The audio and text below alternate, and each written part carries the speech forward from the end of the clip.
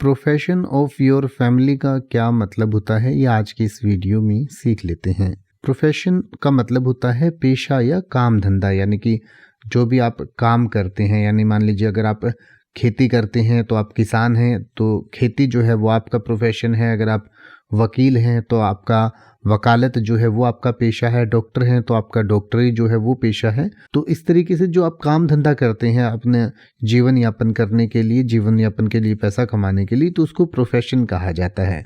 तो profession of your family का मतलब है कि आपके परिवार का पेशा क्या है, यानी कि आपके परिवार में जो मुख्य काम है वो क्या किया जाता है।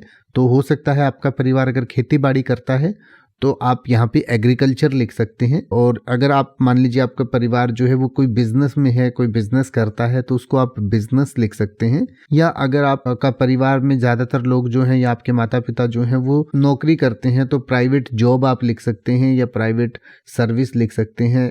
या फिर अगर आप सरकारी नौकरी में हैं तो गवर्नमेंट जॉब आप लिख सकते हैं या गवर्नमेंट एम्प्लॉय आप लिख सकते हैं। तो इसमें आप आपके परिवार के जो मुखिया हैं उनका क्या काम धंधा है वो भी आप लिख सकते हैं। यानी कि मान लीजिए आपके पिता हैं जो कुछ जॉब करते हैं तो उनका आप लिख सकते हैं।